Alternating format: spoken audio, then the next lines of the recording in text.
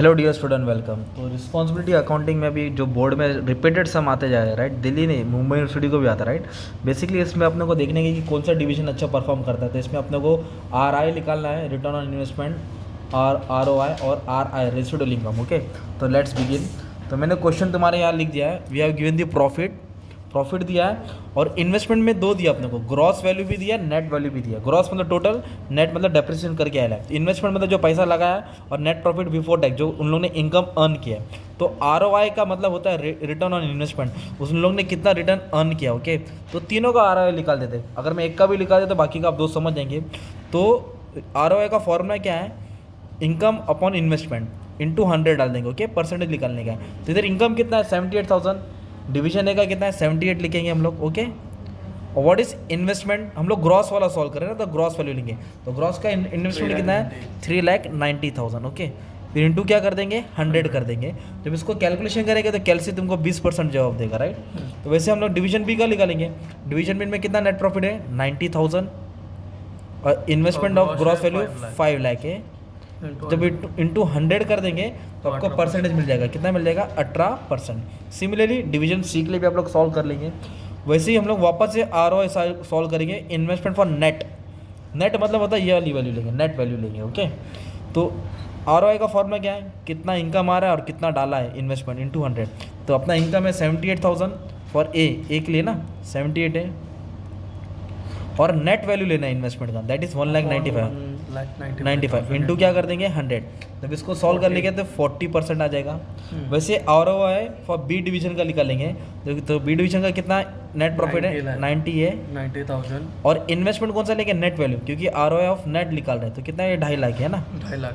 तो इंटू क्या करेंगे 100 कर लेंगे, 36%। तो 36% आ जाएगा। तो सेम आप सी का सॉल्व करके कमेंट में आंसर डाल देंगे, राइट। अब इसके बाद ना अपने को ये निकालना है, बच्चे लोग ये कंफ्यूज हो जाते हैं, रेसिडुअल इनकम कैसे सॉल्व करेंगे, राइट। तो रेसिडुअल इनकम का फॉर्मूला क्या होता है, रेसिडुअल इनकम मतलब होता है जो इनकम खर्चा देने के बाद बचता है। तो नेट इनकम है अपने पास। ओके, तो नेट इनकम कितना है 78,000, नेट इनकम कितना है 78,000, और जो रेसिडुअल इनकम है ना हम लोग ग्रॉस के बेसिस पे निकाल रहे हैं, नेट वाला बाद में सॉल्व करता हूँ। ओके, तो रेसिडुअल इनकम निकाल रहे ग्रॉस के बेसिस पे, और डिवीजन ए निकाल रहे हो। ओके, तो नेट इनकम कितना तुम्हारा 78,000 है, माइनस इन्वेस्टमेंट पे कॉस्ट परसेंटेज। तो कॉस्ट परसेंटेज यहाँ आपको दिया है, दैट इज़ 12.5। कॉस्ट का परसेंटेज कितना दिया है 12.5। मतलब जो इन्वेस्टमेंट किया है ना, ग्रॉस वैल्यू, ग्रॉस का इन्वेस्टमेंट कितना किया है 3,90,000, ग्रॉस का इन्वेस्टमेंट कितना 3,90,000, उसके ऊपर आपको 12.5% निकालना है। तो जो 78,000 प्रॉफिट है, अभी 3,90,000 के ऊपर हम लोग कितना परसेंटेज निकालेंगे 12.5। तो 3,90,000 पे 12.5 निकाला, 12.5, तो ये अपना कॉस्ट हो गया 48,750, क्या हो गया कॉस्ट हो गया। अब जब इसको लेस करेंगे ना तो आपको रेसिडुअल इनकम मिलेगा, दैट इज 78,000 माइनस 48,750, 29,250। तो ये किसका आया डिवीजन ए का आया, किसका आया डिवीजन ए का। अगर मुझे रेसिडुअल इनकम पर डिवीजन बी निकालना है तो फिर मैं क्या लिखूंगा नेट इनकम देखूंगा। तो बी का इनकम कितना है 90,000, दैट इज प्रॉफिट इनकम बोल सकते हैं,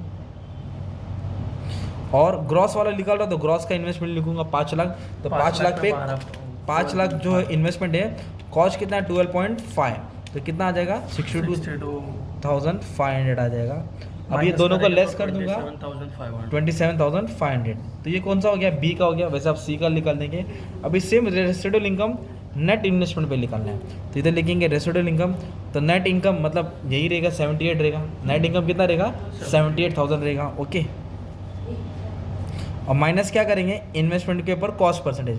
तो अभी नेट की वैल्यू ले रहे हैं हम लोग।